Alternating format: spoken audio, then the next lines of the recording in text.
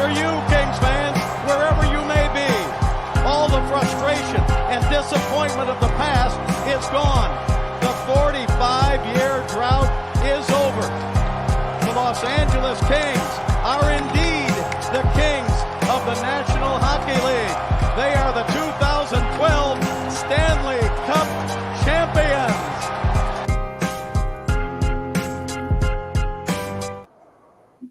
What's going on, guys? Welcome to another post-game live here on Dime Dropper for the 2024 NBA playoffs. Before we get started, you already know the drill. Make sure you subscribe on YouTube at Dime Dropper. Hit the notification bell so you know every single time I post a video or go live.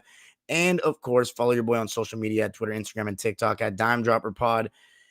And subscribe to Locked On Clippers if you're a fan of the Clippers or a fan of your boy.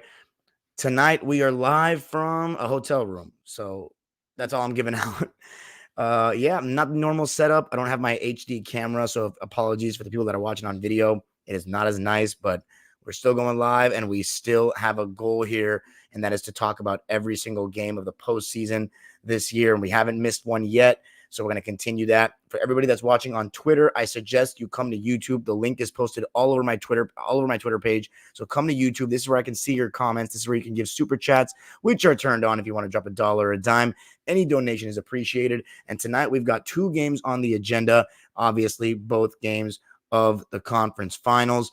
The first one is going to be Dallas versus Minnesota, and then we're going to talk about Boston and Indiana. And I can't lie, I didn't actually get to watch Boston and Indiana in as much depth because I just arrived in the hotel. It was like before I was getting ready to go out for dinner and whatnot. I just came back from dinner. So we're going live. The main one we're going to really dive into is the Western Conference Finals because, come on, I mean, it's such a better series. It's like it's just night and day, the Western Conference playoffs and the Eastern Conference. It really is. It's the East is setting up to be a Celtic cakewalk to the finish right now. But let's talk about this Dallas Mavericks Game 2 against the what's it called? Minnesota Timberwolves. By the way, I just want to ask a question. How's the Wi-Fi coming in? Because obviously I'm not on my home Wi-Fi. So is it okay? Is it shaky? Can you hear me all right? Regardless, the people on Apple Podcasts and Spotify should be hearing me fine. So let's just roll with that. Anyway, let's start with this Dallas and Minnesota game. Same matchups on both sides to start. Anthony Edwards guarding Kyrie Irving. You had McDaniel still guarding Luka, Gobert on Gafford, Cat on PJ Washington, and then Conley on Derek Jones. And on the other side, you had Luka guarding McDaniels, Kyrie Irving guarding Mike Conley, and then you had Gafford on Gobert, PJ Washington on Karl Anthony Towns, and then Derek Jones on Ant-Man. So to start the game, you had Gafford and Rudy Gobert in that drop coverage. Karl Anthony Towns, just like in game one, was coming out to hedge the screens. Same with Naz Reid, and then Derek Lively was in drop. So several bigs in drop, the ones that are more considered rim protectors. Cat and Naz Reid, being that they're not the best rim protectors, sending them out. Now, we saw in game one that Luka and Kyrie Irving were still kind of getting whatever they wanted in that drop coverage against Gobert. And the Minnesota Timberwolves defense, point of attack, and their drop bigs, they've done such a great job throughout the season. You saw them against Phoenix. You saw them against Denver. They were just locked down. But in game one, Dallas had a way of making them look just regular, which I thought was amazing. Mainly the point of attack guys. The fact that McDaniels and the Ant-Man just looked like they were not even that elite defensively is just really a testament, in my opinion, to how special offensively Kyrie Irving and Luka Doncic are. But obviously, I was watching this game from a Wolves fans' perspective because they're the ones that were in a must-win situation. They needed to win this game. And to start the game, man, Luka was picking up right where he left off, hitting those step-backs and drop coverage, getting going. He had 9 points in the first quarter on 3 for 5 shooting. No Dallas Maverick played the entire quarter. The only player that played the entire quarter for either team was Rudy Gobert. He played the whole thing. And what's it called? Anthony Edwards played every single second but 23 of them. And I thought Jaden McDaniels was playing better defense than in game one. He was offering a little bit more resistance, which you would expect that, McDaniels could offer a slightly higher level than we saw in game one. And he was causing Luka to miss a little bit, make him work a little bit harder. In terms of the Wolves offense, though, we talked about it in the preview, which, by the way, is good for the whole series. Check those out. Previews of both series with fans of each team. We talked about Karl Anthony Towns. Is he going to take advantage of smaller guys? Because throughout the Denver series, we saw Cat go at Jamal Murray. We saw him go at Christian Brown, the smaller guards. And we haven't seen too much of that in this series so far. And I thought at times when Cat was trying to go to work, he was just catching the ball way too high away from the basket. And when he's going up against the PJ Washington, when he's that far away from the basket, then I don't think he's going to get great looks, because PJ is shown to be pretty strong, pretty stout and sturdy, and he's not just going to get barreled through by Cat. And then Cat also got 2 early fouls, which brought him out of the game. And Naz Reid was absolutely lighting it up all game long, but it started right in the first quarter with 2 corner threes. And something I really liked from the Minnesota Timberwolves process, adjustment-wise in the first half, was, and it really lasted the whole game, but they really looked to get Mike Conley more involved on the ball. Because when you look at this Minnesota team, they actually don't have that many shot creators. Alexander Walker is okay, but not at this level in terms of that. It's really just Cat, Conley, and Ant creating all the shots. So in game one, you saw it was way too much Ant-Man at the top of the key, running pick and roll, no diversity to the offense. This time, to start the game, you saw some Conley pick and rolls. You saw a little dribble handoff, I think, that led to the first basket of the game for the Wolves. And I thought it was giving Anthony Edwards a chance to attack on the weak side. So, like, they would swing the ball and it would get it to him on the weak side so he can attack closeouts. So that is different. That is better, getting Ant some diversity in his looks.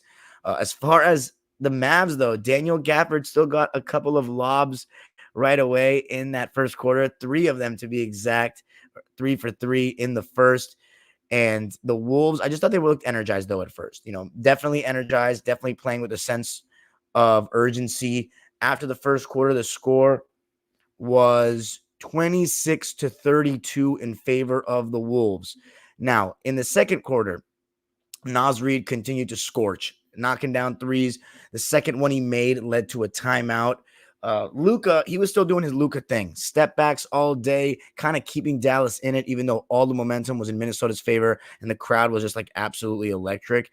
And then I started to see what I liked seeing from Cat, which was that he was starting to catch the ball a little bit deeper, and it resulted in 2 buckets, but he was still just 2 for 6 in the second quarter. So he really was struggling to find a rhythm in this game. And then Anthony Edwards just 1 for 4 in the second. But that being said, the Wolves still outscored the Mavs 28-22 in the second quarter. I thought something that was very obvious for Minnesota is that they were looking to push the pace off of misses. Their half-court offense has looked decent in the playoffs, but against Dallas, it hasn't looked nearly as good. And I'm going to tell you why I think that is as the episode continues. But the Wolves, their whole thing is that their defense sets a tone for them. And when they're able to get stops, then they go out and run. They were looking to attack Dallas before they could get set a little bit more than in game one. And that starts with getting stops. And when you look at that second quarter box score, and the Mavericks only had 22 points and only shot 33% from the field and 12.5 from 3, that allows the Minnesota Timberwolves to get out and run a little bit. And they were 5 for 10 from 3 in the second quarter. 8 points from Mike Conley. How about that? And then Naz Reid with those 2 threes. So at halftime, the score was 60-48. I have to say, the Minnesota Timberwolves at one point were up by 18, 58-40. And Kyle Anderson, who had another solid run in this game, he gave Ant-Man a little bit of a break on Kyrie, meaning that, they had Ant-Man guard Kyrie Irving to relieve. They had Kyle Anderson guard Kyrie Irving to relieve Ant-Man just a bit, because we saw how gassed he got in game one. So clearly the Minnesota Timberwolves were trying to spare him just a bit.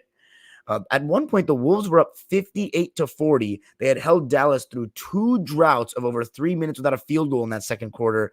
But thankfully for Dallas, they had a solid ending, making some shots in that half to make it 60-48 at the break. So it was still kind of dangerous territory. As far as the Wolves, You had Anthony Edwards with 13 points at halftime, and I thought he was doing a much better job of getting downhill, but he was just 3 for 11 from the field, and over half of those shots were three-pointers. And then Mike Conley had 12 at halftime. He was shooting very efficiently, 5 for 8. Then Naz Reid with 4 threes at the half. He had 12 points. And then you also had Gobert and Towns with 9 apiece. But I think it's really funny that Cat and Ant both combined for 3 for 11 at halftime. I'm sorry, they were both 3 for 11 at halftime each. Luka, though, just to prove my point, he and Kyrie Irving were a combined 7 for 22 at the half. Luka was 5 for 14, 16, 6, and 5, but 5 for 14 for the Minnesota Timberwolves. You will take that right now. And then Kyrie Irving just 2 for 8. So a little bit more of the Kyrie Irving we've seen throughout the playoffs, which is kind of a slow starter in that first half, as opposed to game one where he just came out going nuts.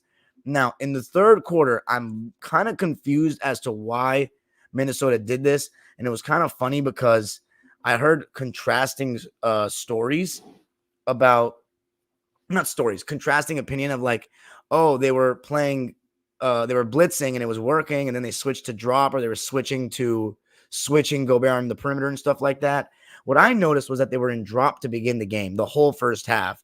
And Luka still made some shots in the beginning, but throughout the course of the half, it felt like the Wolves made it tough enough for them to be limited to a degree. And then I don't really know what prompted this, but they started like basically hedging with Gobert and on the perimeter on the screens. And Luka did such an amazing job so many times of the misdirection with his eyes, like looking one way, looking in the corner, and then rifling it to the roller.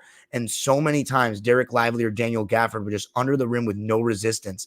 Because remember, the floor is so spread these days, that rotation, taking the low man, if you're going to blitz and throw 2 on the ball, someone's got to take that low man. What usually happens when you do that as an NBA team is you concede the open 3. If you wonder, why do teams get so many open 3s these days? It's because on these pick and rolls defensively, you have to concede something unless you're switching 1 through 5. And that is not what teams are going to do when they have Rudy Gobert on their team. Not because Rudy's awful at switching, because he is one of the best rim protectors that we've ever seen. So they want to keep him around the rim. Now, when they were doing this and bringing him out, Dallas was carving them apart, and you saw a lot of lobs for Gafford and Lively. You saw a lot of just duck-ins thrown into him. And the Minnesota Timberwolves' whole MO all season is to not let up open 3s. Make you play 2-on-2, make you beat their point of attack defense and their drop big. But you're starting to see against the team of Dallas's caliber, they're just getting too many lobs because Luka and Kyrie are just so crafty. They find a way to draw that second defender. And if you're not going to rotate that low man over to the rim, that's going to be a lob for Derek Lively and Daniel Gafford every time. So there was one point where, and by the way, Rudy Gobert's offense, like, I mean, how many years am I going to say it? He's not going to get better. He is who he is at this point, but just a complete klutz, it feels like. His footwork is awful. He has no left hand. There was one time that, like, he got Lively to, like, jump, and he had a wide open, like, not a wide open left-handed layup, but the angle was calling for him to just lay it up with his left hand, and he just completely second-guessed it and threw up some bullshit with his right. I mean, the guy just has zero offensive skill outside of screens, like zero. I mean, I don't even think that's a harsh basketball criticism. I think that's facts.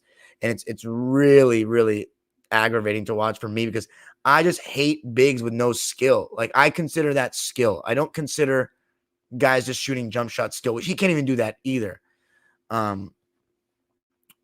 It's just comedy. I'm not gonna lie. Luka, by the way, he just did such a great job in that third quarter, and the third quarter was owned by Dallas, putting Jaden McDaniels in jail so many times. They went on a 13-3 run, and it was just Luka in that pick and roll, or whether he was one-on-one, just finding a way to get Jaden McDaniels on his back and just weaving his way in for those floaters, those mid-ranges where he's creating separation. And if you look at Luka and his shot diversity right now versus Ant-Man, it's very drastic. Luka's, really getting whatever he wants. He's taking what the defense is giving him. And Ant-Man is literally just either going to the rim or shooting threes. There's no in between for him. And it's funny because Luka doesn't necessarily catch the ball inside the arc either, but he just finds a way of getting there. He finds a way of getting to the mid-range. Ant-Man right now, it's literally just threes, or I'm going to blow by and go hard to the rim and then, kick it out. There's no in between. And you just can't win championships this way. And this is the conversation we're having right now. We are at the conference finals. This is championship time. This is not, oh, but you can win a first round this way. Like, this is not the first round anymore. Now it's where all your flaws are coming out. And, there were times where Ant did go to the basket. He was definitely much more aggressive in terms of going downhill, and he created 2 open threes. I don't know if it was he that created both of the threes, but Nickeil Alexander-Walker, his 3-point struggles have continued, and it's starting to become a little frustrating because as great as he is defensively, the Wolves are only playing Nickeil, Naz Reid, and Kyle Anderson off the bench, essentially. So you're playing an 8-man rotation. I mean, you're going to need something. And Nickeil, he has gone cold. But in the third quarter, the Mavericks outscored the Wolves 31-26. Jaden Hardy came in, hit a floater and an open 3 that I thought was really big.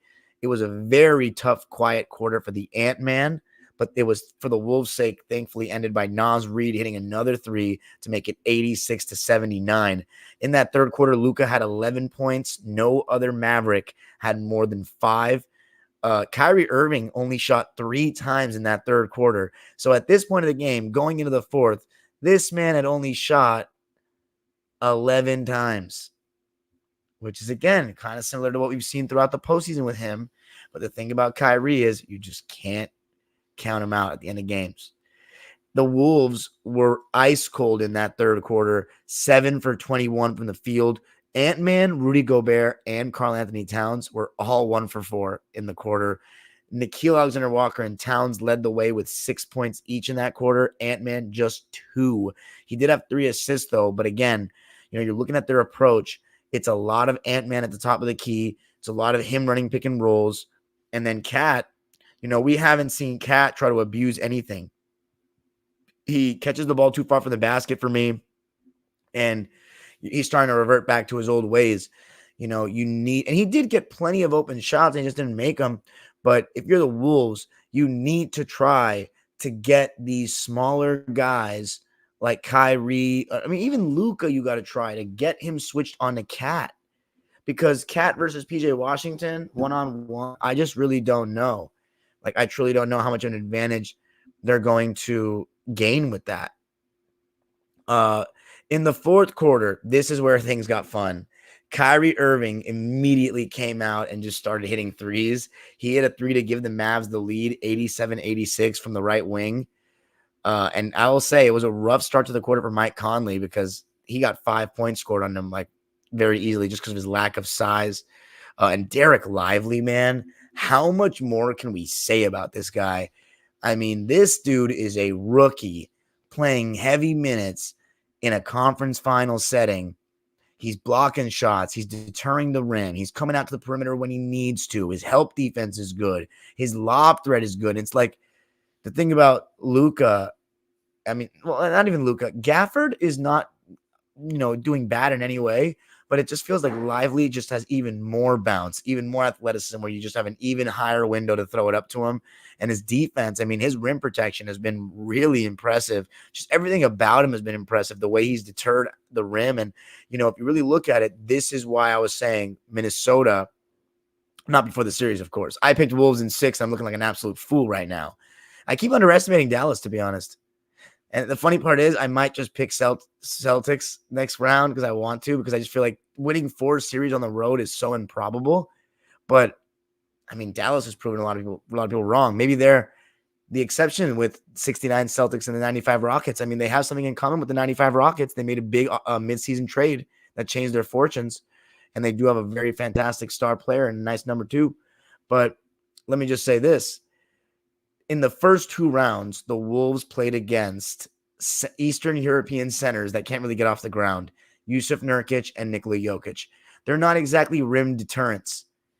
Now, Derek Lively, Daniel Gafford, that's different. So you're starting to see now that the Wolves, when you have a rim protector, their offense has the exact same concerns that we had all year. It's too Ant-Man centric. Cat is not right now. He hasn't shown up in these first 2 games. He's been amazing in those first 2 series, but you have to understand, it's just, he was being guarded by Aaron Gordon in the Denver series. That's not an easy defender, but they were targeting guys. They need to look to get Cat going, like in terms of not just threes. He needs to get the ball and go to work, put some pressure on the defense, and he can't catch the ball so high. That makes it way too tough for him. And that's on him as well. It's not just coaching staff. That's on him. But the Ant-Man, I mean, there's no diversity in his shots right now. None. Everything is catching the ball beyond the arc. There was one time where he caught the ball on a curl at the three-point line and he attacked downhill and kicked it out. That's good stuff. But at times, like, why don't you post up? Why don't you go to the mid post? You shouldn't be allergic at catching the ball inside of the arc. I mean, it's just like everything is with 10 eyes on him. And I don't think it was as like it wasn't like he didn't try to match Luka in terms of like heliocentric ball in this game. He did give Conley, the ball handling duties for a good amount, but there's no diversity in Ant-Man right now in his shots, none. Whereas Luka, he's getting different shots. Now, Naz Reid, I got to give him a lot of credit. I see that there's like advanced metrics that say like their defense has been worse with him and stuff like that. Again, we're talking about advanced metrics in 2 games of, a sample size. That's a lot of it's lineup dependent. Naz Reid was outplaying Karl Anthony Towns last game, and that's why he closed. The commentators acknowledged it. Everybody could see it. He was making every 3. I will say this, though. The Wolves, they were getting really great shots from the Ant-Man. Like, he was still creating. He was getting downhill. I liked his approach. But again, if you're only going to resort to starting your move behind the 3-point line and just driving hard or shooting a 3, then yeah, you can collapse and get a good shot for your team. But, I still think Anthony Edwards needs to find a way to get more shots up himself, especially in crunch time. And when you do everything from the top of the key behind the 3-point line, teams will try to press up on you. And I haven't seen Ant stop on a dime on a mid-range or anything like that in this series. You start throughout the season, he had some post-game. He was using the glass and stuff like that. Again, it's just nowhere to be found here. But also, we got to talk about some of the plays that Dallas made. Gafford with this insane block, and then he had this scoop layup around the basket that Luka Doncic gave to him. By the way, Kyrie, as I said, he had really gotten going. Jason Kidd, I forget why. Oh, he called a timeout to give Kyrie Irving a breather. And I have to say, man, for all the criticism that he's taken over the last couple of years, Jason Kidd is doing a pretty damn good job right now. And again, I always think coaching is a little overstated in the NBA, but I got to give him some credit. He's doing a good job. He is. There's no way that, you can discredit him right now. And I love Kidd as a player. Like, he's one of my basketball idols. Like, I grew up loving that dude. He's just a true winner in every sense. One of the highest basketball IQs ever. Obviously, as a coach, there's been mixed reviews. He's had his moments. He was the coach of that Brooklyn Nets team so early, and that was weird. But, man, 2022 and then this year, he's done a pretty good job. But one thing that was so shocking to me is that Kyrie Irving missed 3 free throws. 3 free throws in the 4th quarter alone. I was like, what the fuck? Like, there's no way they're going to win the game like that. And then we saw a series of incredible events, starting with Anthony Edwards turning the ball over. Well, it first started with Ant-Man throwing the ball to McDaniels in a very rough spot. And I have to say, Ant-Man, to a degree, still has tunnel vision, but his reads and his passing mechanics are not – they just may not be good enough to be the number 1 option on a championship team right now. Like, I think his playmaking might be like a couple years away because he's not making the right reads. He's getting tunnel vision. His passes are wayward and over dudes' heads. Like, his passing still is going to take some time. And obviously, when you have Luka on the other side, it sticks out like a sore thumb. But it's really glaring through these first 2 games that the Ant-Man's passing and his reads, it's not quite there yet, maybe, to be a number 1 option on a championship team. Who knows? We still have 2, the series is still not over, but I maybe needed to slow down with those Dwayne Wade comparisons, because Dwayne Wade, one of the things about him is that people do not talk about enough. Was a very underrated passer, very underrated. And D Wade, he just, like, this is what I hate, is like the people that discredit players like Dwayne Wade for not shooting a bunch of threes Like, okay, he shot from everywhere else on the floor more. It wasn't like he couldn't hit threes, but he was better from everywhere else on the floor. And like, I would much rather have a diverse attack like that than what Ant-Man's doing right now. Like, D Wade was a 6'4" guard posting up, mid-range. His floater was like impeccable. He just caught the ball in different areas on the move and stuff like that. And so if you're the Wolves, you gotta diversify in terms of that, but also, Conley and these other guys need to step up. It can't just be relying on Ant-Man to create every single thing. Now, of course, I'm not making excuses for Ant. He's the number one player that needs to be better right now because he's not been good enough. And it's funny because we talked about it with SJ and Anna in the preview, and I said, does it matter who's the best player in the series?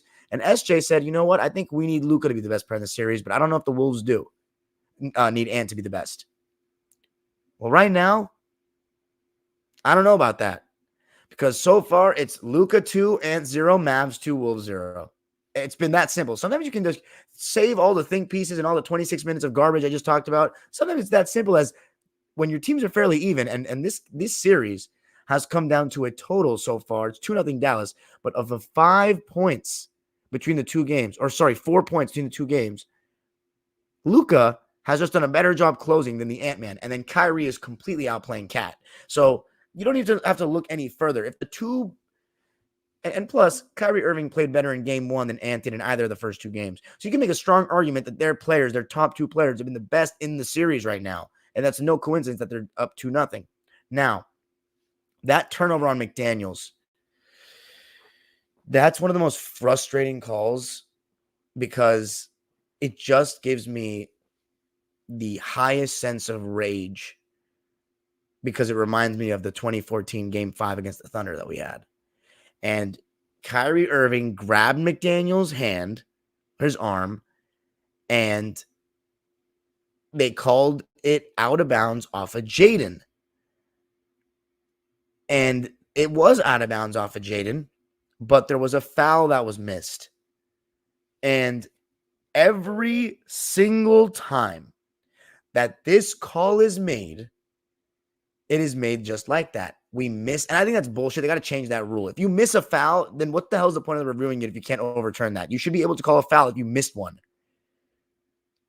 But let me just say this.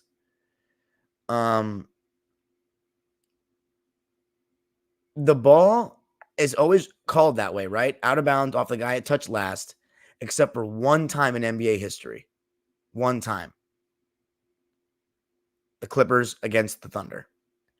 The ball was off Reggie Jackson. And that one time in NBA history, they gave it to the Thunder. Absolute bullshit. Adam Silver and them weren't even being subtle that year about trying to get KD to the finals. It was to get KD to play LeBron again. It was just a joke.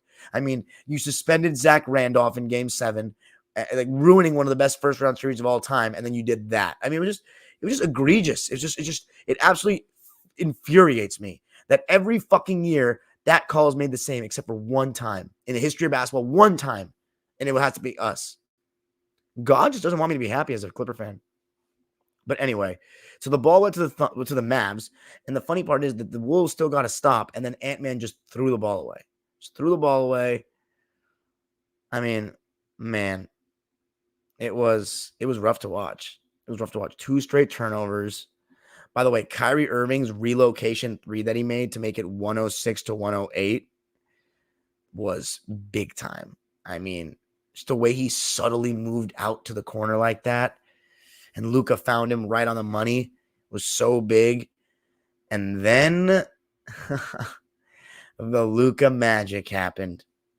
So let me just say that throughout this game, I don't think that Rudy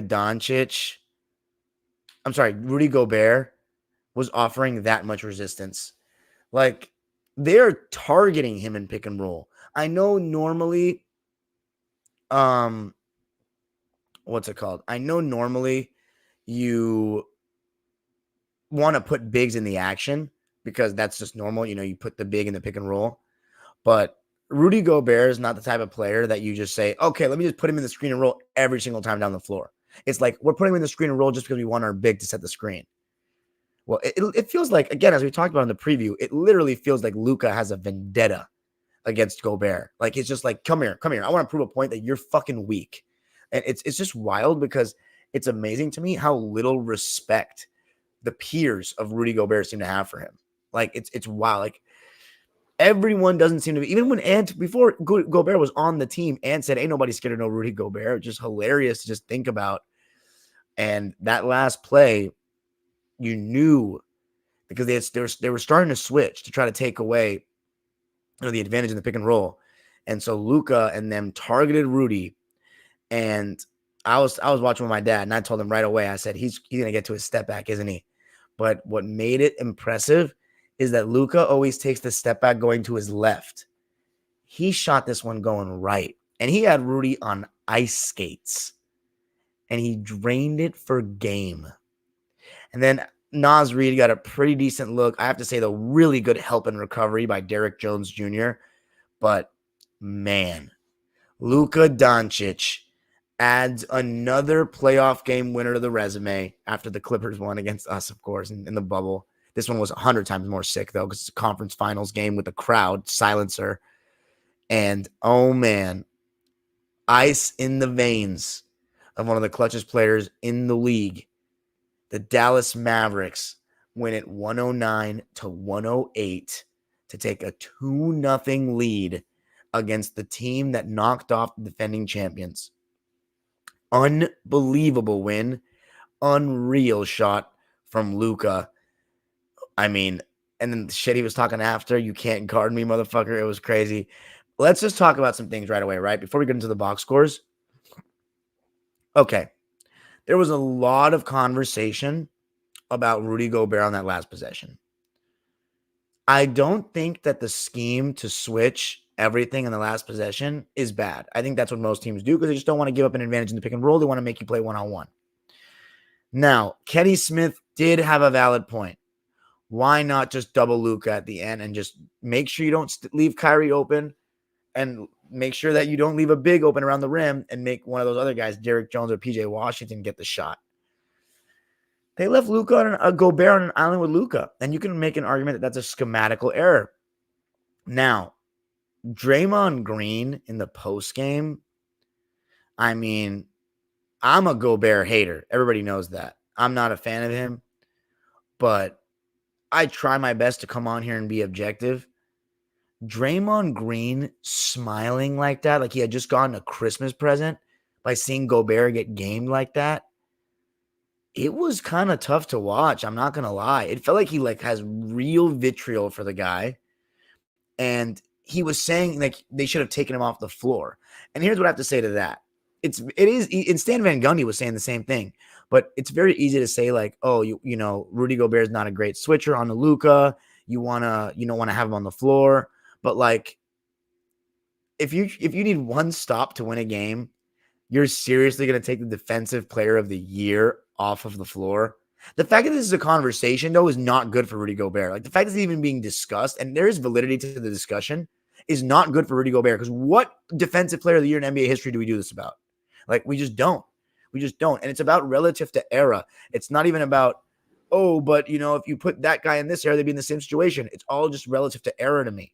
You know, Rudy Gobert wins defensive player of the year in this era. So in this era, we should not be having this conversation about that. But I will say this. Guarding Luka on an island is not, like, I'm not blaming Rudy Gobert for that at all. Like, that shot, I'm not blaming Rudy Gobert for that at all. Because it's just, you put him, it's a tough spot. But I think it's wild just how much they're targeting him and how I just legitimately don't feel as though Rudy's playing any better than above average defense right now.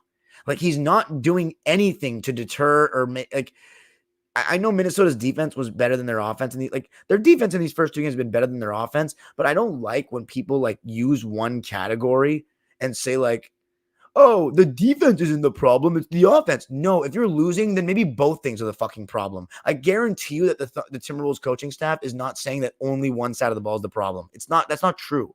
Because if you're looking at the way that the Mavericks are doing this, they are getting what they want. They are getting what they want. Rudy Gobert is not putting up an impact enough for me to even like, he just proves me right every time. Like, he just proves me right. It's not like he's playing bad defense, but I don't think he's a great one-on-one defender. Not that it matters in this series, but in last series, he was not guarding Jokic. He was in help because they're like, oh, it's helpless anyway. Okay. Like, again, we're talking about a 4-time defensive player of the year here. And then in this game, like in the pick and roll, he's getting targeted. He's just a drop big. Like, he's just an amazing drop big. He's above average in space, but there's nothing else to it. Like, he's just a great drop big. He's so lucky that he doesn't play against really good centers in this era. He's so lucky about that because he would get fucking torched. Like, Jokic and Anthony Davis, I mean, he does a decent job, but like against really good post guys, he's not a very good defender. And I'll tell you why. Because Rudy Gobert's whole thing is he has such long arms. He just goes up vertical. He puts his hands straight up, and he's such a great rim deterrent. But the thing is, what he does is when he's guarding post guys, he just goes up straight like this, right? And he leaves his chest exposed.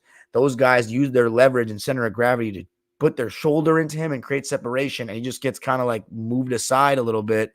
And it's just, and again, there's a real skill in guarding like post up one-on-one big men. So like, I just think he's not I'm not saying he's bad at that. I just don't think he's like nearly as good as some of the great all-time defenders. So, and here's the craziest part. Even though I'm doing this whole thing about Rudy, because he was such a big conversation, I legitimately think that Rudy Gobert and Naz Reid have been like the best 2 players in the series for the Wolves. Like, I think that Cat and Ant have to be held accountable more than anybody. But the conversation about Rudy Gobert at the end of the game, like, how should he have been on the floor? Look, if I'm the coach of the Wolves, I am definitely leaving him on the floor for one stop. Because, like, what about a rebound? You need a rebound to secure a stop. That matters. What if Luka, should I say this? They probably should have known that they were going to try to put Rudy in the action. But, like, what about if somebody else had attacked the closeout and then Rudy comes to the basket and, changes the shot or something? These are possibilities that could happen, and help defense. So, I mean, I think if there is an adjustment defensively to be made if you're the Wolves, I think if you want to go to switch everything unit, you go with Reed, Kyle Anderson, Nickeil Alexander-Walker, Ant-Man, and McDaniels, and just try that out. You know what? I will say this. On that last possession, if you were going to go with Gobert out, you put Nickeil in for him, and then you do that.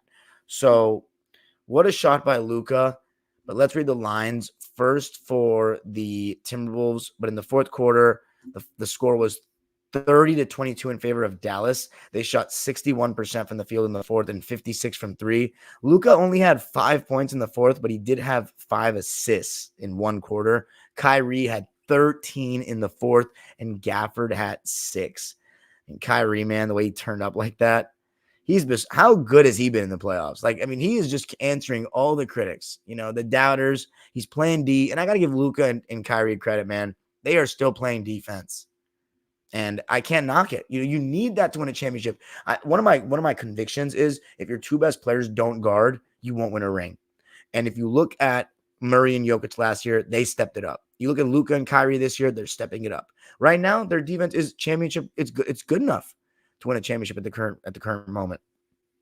And Naz Reid led the way for the Wolves. He actually played the entire fourth quarter. Cat only played 3 minutes and 20 seconds.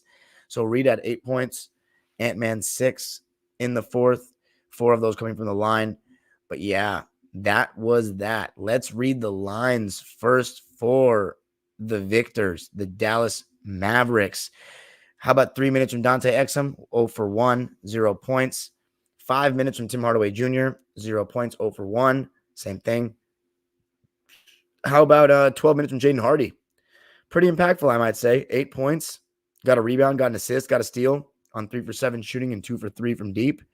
Josh Green, 5 points, 6 rebounds, 1 assist, 2 steals, 2 for 4 from the field, 1 for 1 from 3, and he was a plus 15, which was the highest of any Maverick.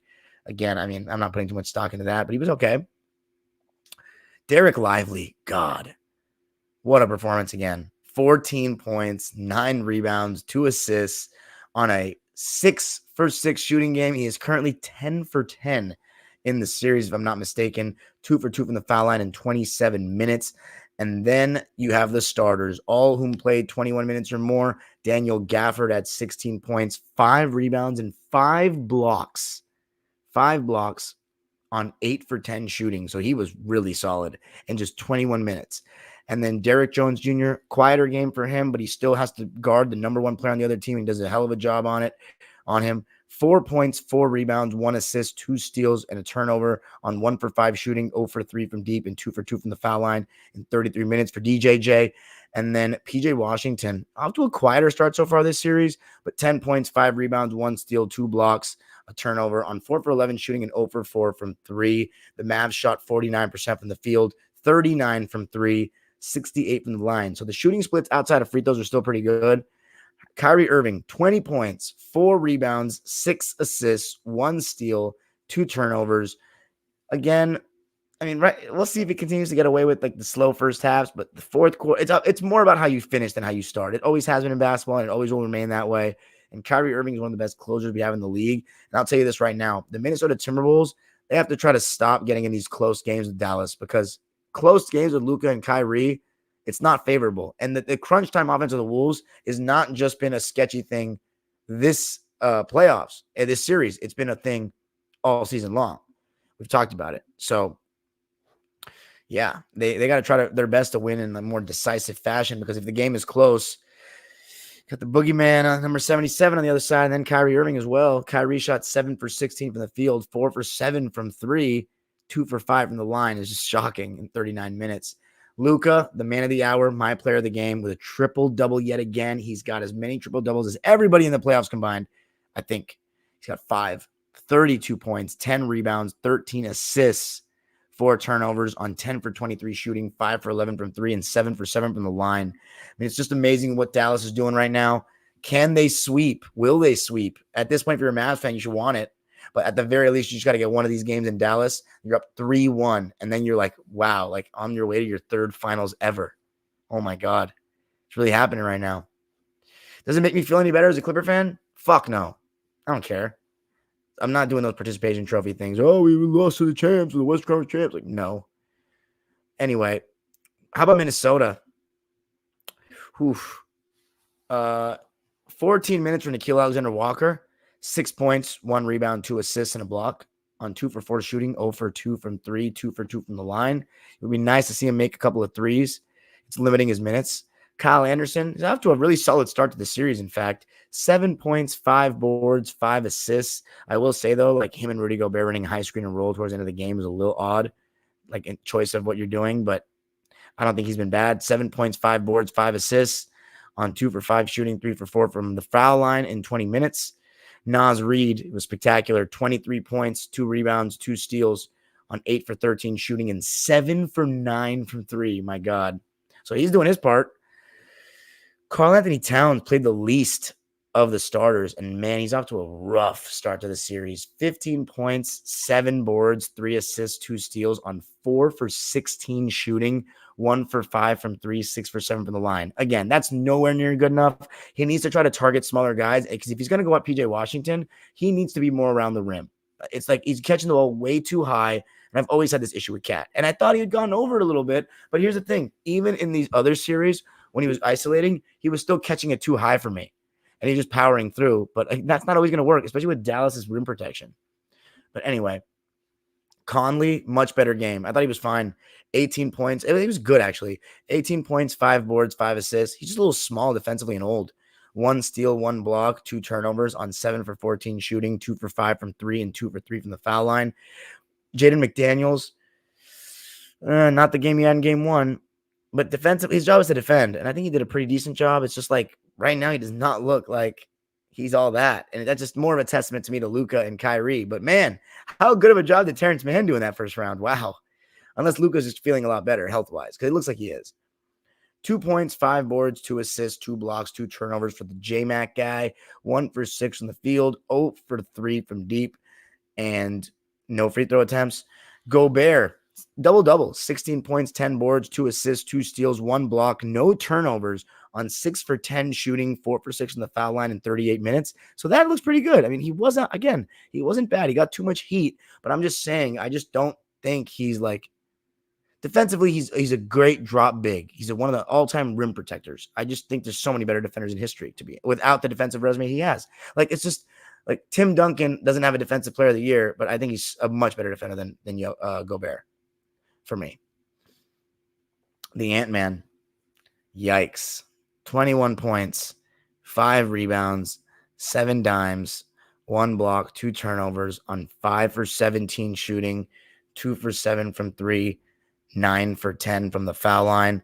Again, Ant-Man, you need to diversify your shot profile because, like, coming off screens, why can't you come off a screen and catch the ball inside the arc? Why can't you? What about a post-up mid-range? Like, at this point, they're going to show help. You're going to have to just get your shots. And if it's just threes and layups, by all means, you will be going to Cancun very soon. But congrats to the Mavs, man. I mean, is this series over? I think the Mavericks going to win it now. I just don't see them losing 2 games in a row at home. I just think they're a little too resilient. This is not 2021. And they're going to split these 2 games. They're going to go up 3-1, and they're going to win in 6. Just like they've won the other series in 6. We'll see. We will see. But Ant-Man, it's all about Ant-Man and Cat right now, to me. But we'll see any adjustments. All right. Let's talk about the Celtics. I was not as, in tune with this game because I had just gone to my hotel and I saw that Halliburton wasn't playing. And it's just like, look, man, I am not a hater. I'm very aware of basketball history. And in basketball history, so many teams have had favorable circumstances to win rings, players injured, but I can't remember a time where the number one option on every team in the conference that you played got hurt. I've never seen such a thing. I just and I'm not knocking Boston because they're missing Porzingis and you just got to play who's in front and luck is needed to win a chip. I'm just jealous because this doesn't happen to me. We never have, why is it that we always have the injured player? We never get to benefit off this. And I don't even know how I would act about that. I'd just be like, I don't even know if this feels right. I don't even know. One time, can I feel it at least? I feel like it shouldn't feel that good beating these teams, but I don't know. Life isn't fair, and neither is sports, as some guy commented on my tweet today. It just sucks. And it also just sucks from an entertainment perspective. I want to see the Celtics get challenged, and I just hope that it's, they're going to go to the finals with barely any test. And it's not just sheer dominance. They've played with their food in many games. And this was another example. So no Halliburton with I believe it was a hamstring or calf. What was it? Let me look it up because I want to be accurate. I don't want to just talk out of my ass. Tyrese Halliburton out for game 3 with a hamstring strain. Yeah, hammies are tough, man. That's tough to hear. But instead of Halliburton, they started Ben Shepherd. And, man, you got to give Indiana credit. They played so hard. They gave the Celtics everything they could handle. Siakam was still guarding Jaylen Brown. Nesmith on Tatum. Turner on Horford. Al Horford, though, oh, my God. This dude was on a heater all night long, knocking down open threes. But the Pacers were competing, and they were playing with pace. And I thought Andrew Nembhard was doing a great job of just getting shots, creating shots. Siakam was aggressive. In the first quarter, or after the first quarter, it was 32-31 actually in favor of Boston. Jason Tatum played the entire first quarter, and he was in attack mode. 15 points in the first. And Jason, he had a rough game too. He kind of got going in the second half. And, every time Tatum doesn't shoot well, it's a whole discussion on Twitter, and everyone's like, he's such a fraudulent superstar and all this stuff. But he came out with a vengeance in this one. He came out with a vengeance, and he wasn't even bad in game 1 either. He had a rough stretch, but he ended up getting it done. Jason Tatum with 15 in the first quarter, 15 of the 32 for the Celtics. But the Pacers, Siakam had 11 in the first, and Miles Turner 8. So and McConnell 6. I love when Siakam comes out and is aggressive in the mid-post, taking advantage of smaller guys. And at times he had Derek White on him, Jaylen Brown, and he was really looking to, be aggressive in that mid-post. And I love that. In the second quarter, a bigger push by the Pacers. They outscored the Celtics 38-25, and their offense was completely lights out. 68% from the field in the quarter, 60 from 3. Andrew Nembhard had 17 points in one quarter. It was ridiculous. He was hitting everything. And again, you look at the confidence of this guy. It's just a typical Gonzaga player. I saw him playing Gonzaga. I thought he was pretty composed, but I never thought he would be this good. I didn't think he'd be in the NBA and like a starter on a conference finals team, like ridiculous in year 2. I mean, and he's got a little bit of a bag too. He has some nice behind the backs into a jump shot. Siakam, Turner, and Nembhard, they were really hooping. They went on an 8-0 run too in that second quarter. And as I said, outscored them 38-25 in it. Nembhard with 17. Jaylen Brown had 10 in the second. And at the half, the score was 57-69 Indiana. And you know when the score is that high, that's a pace that favors the Pacers. They like playing up and down. That's what they want to do. Jaylen Brown and Jason Tatum were leading the way, though, for Boston. 14 for JB at half, 20 for JT at half, both shooting insanely efficiently. Tatum 57, Brown 60%. And Al Horford with 4 threes in the first half. But the Pacers, I mean, they had their guys going too. Turner, 15 points at half. Siakam, 15 points at half. McConnell, 12 at half. And he's been a little quieter in his first 2 games, McConnell. 21 for Andrew Nembhard to go along with 5 assists. So they looked like they were cruising for a game 3 win and their first one of the series. But the Jays, they just would not go away. And even though Drew Holiday and Derek White were 1 for 7 each at one point, Horford had 2 more threes in the third quarter. Actually, no, just 1 more 3 in the third quarter. And then JB and JT just continued to kind of carry the scoring load. Tatum with 9 in the third, Brown with 6.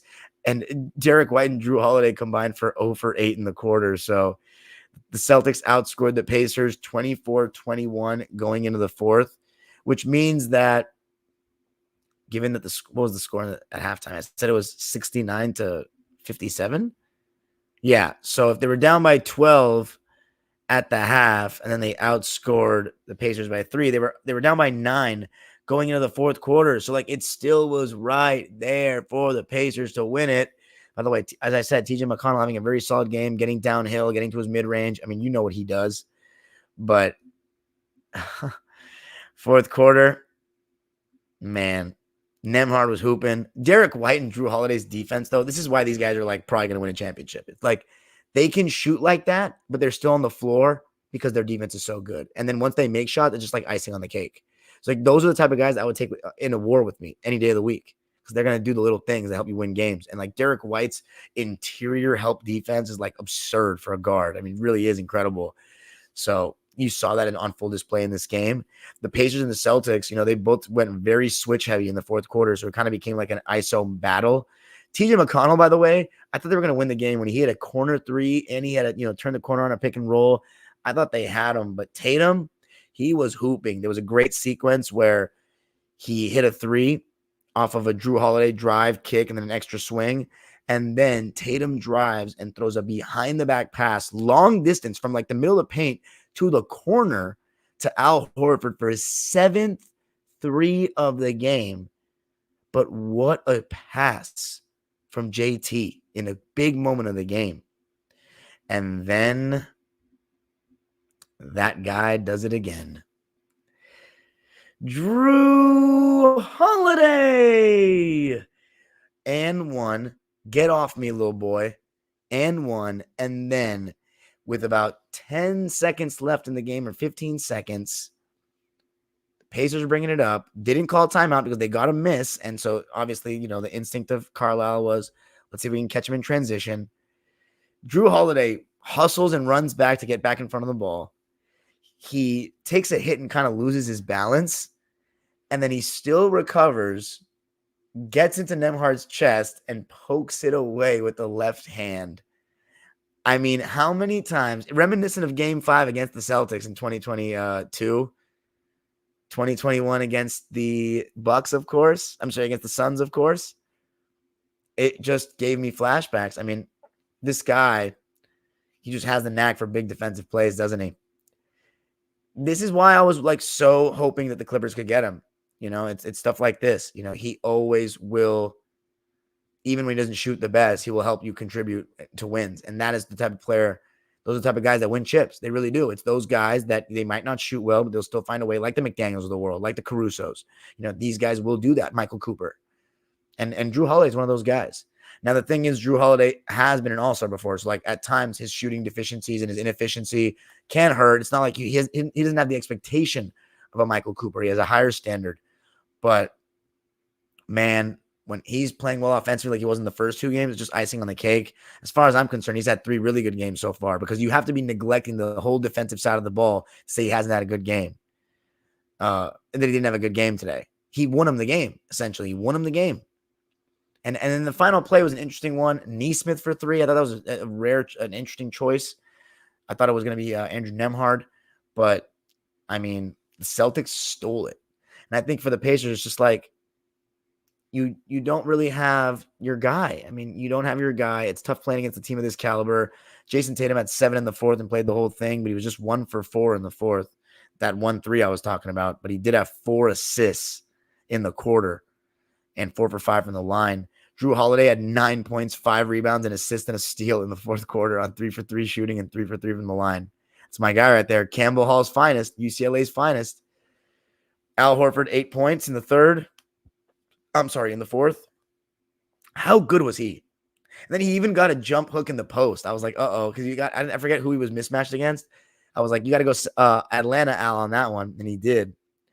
And I mean, Derek White's defense is just exceptional. Celtics outscored the Pacers 33-21 in the 4th. They shoot 58% from the field in the quarter and 44 from 3. Miles Turner and Siakam and Nembhard all played the entire quarter. Nembhard came with 9 points. Siakam 1 for 3 and Turner 1 for 4. So again, you got to close. Siakam and Turner didn't quite do that. And just like that, after it looked like the Pacers were going to get it, the Celtics are up 3-0 and are 1 game away from. Oh my God, I accidentally removed my mod. Oh my God, I accidentally removed my mod. I need to bring him back. Why did I do that? Anyway, before I get into that, let me just read the lines real quick and then I'll get what's his name back in here. Oh my God, I cannot believe I just did that. I was trying to mute this other fool. It's really annoying me right now. Oh my God, I feel so bad for Kyle. Anyway, let's read the lines real quick. For the Indiana Pacers, Dougie McBuckets played 4 minutes, had 1 bucket, 2 points. Isaiah Jackson, 2 points, 5 rebounds on 1 for 4 shooting. Obi Toppin, 23 minutes played, 4 points, 3 rebounds, 3 assists on 2 for 6 shooting. So a fairly quiet game for Obi. Ben Shepherd started and he was 0 for 4 from the field, 0 for 3 from deep, 0 points, 3 rebounds. Aaron Neesmith played 34 minutes. He had 4 points, 5 boards, 4 assists and a steal on 2 for 4 shooting and 0 for 2 from 3. I think, he's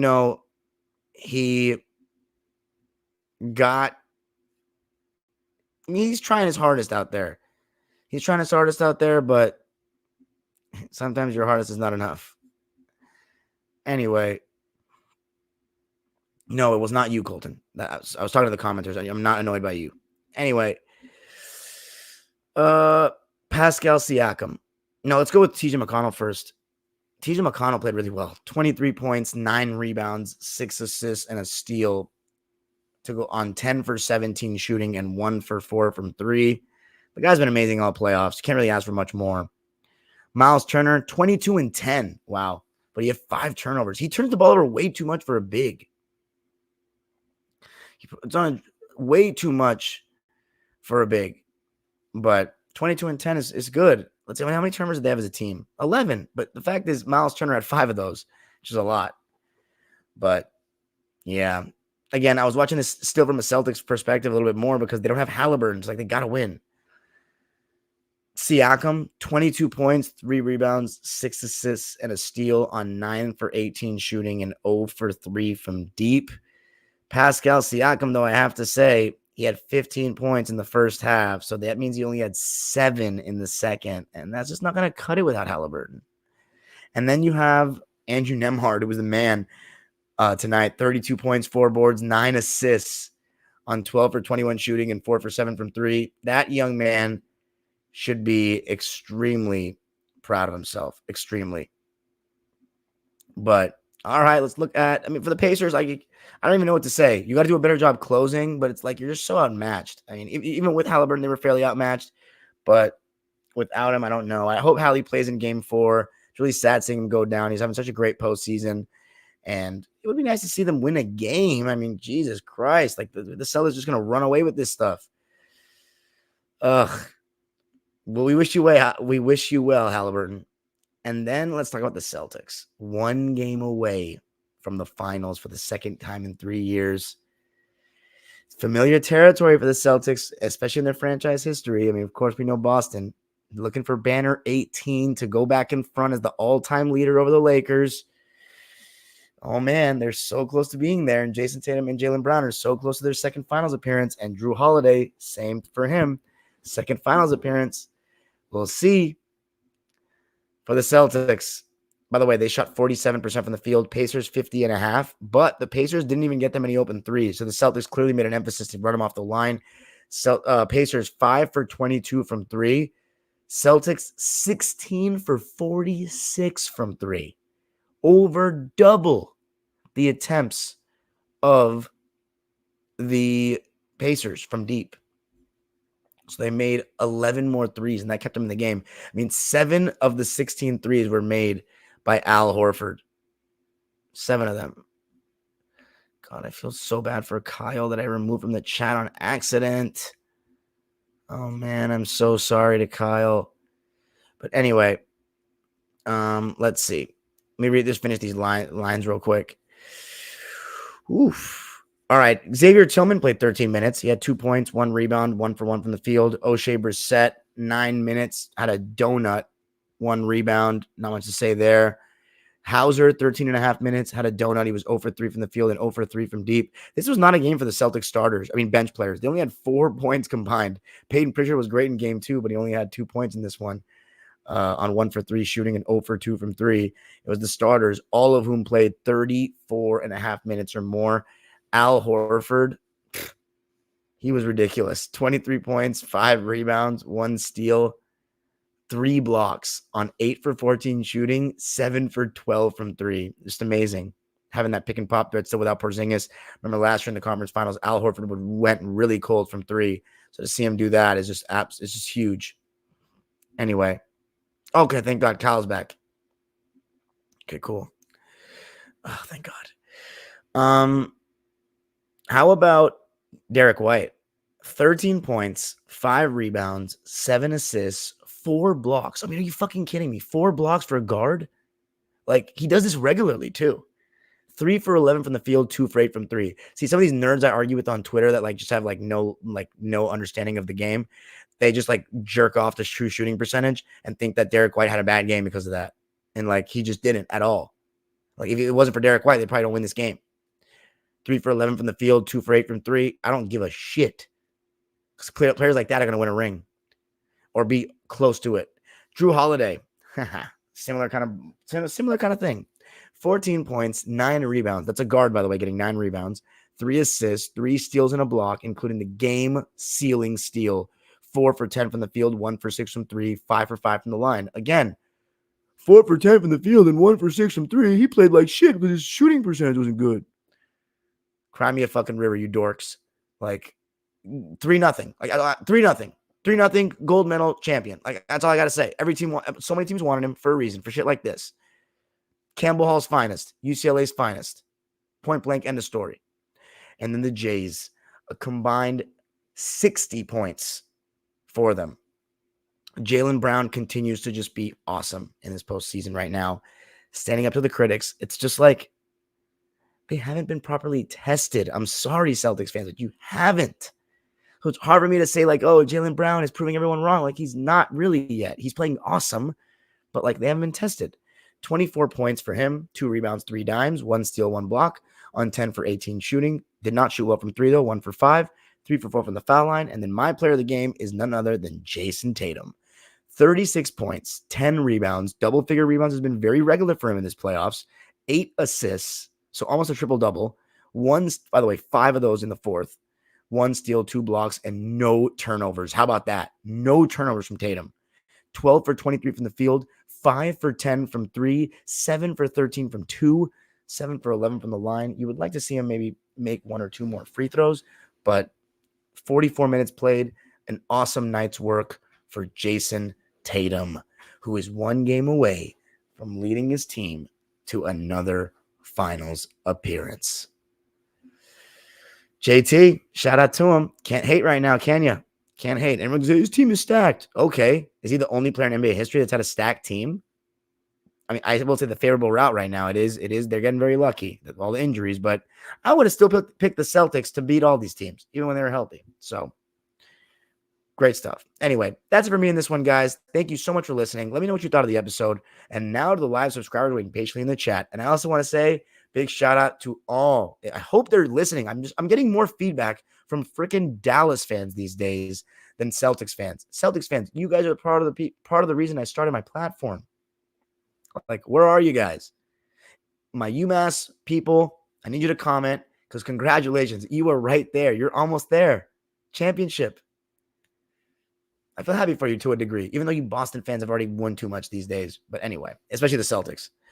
That's it for me in this one. And now to the live subscribers waiting patiently in the chat. Super chat to turn on. You want to drop $1 or a dime. Peace.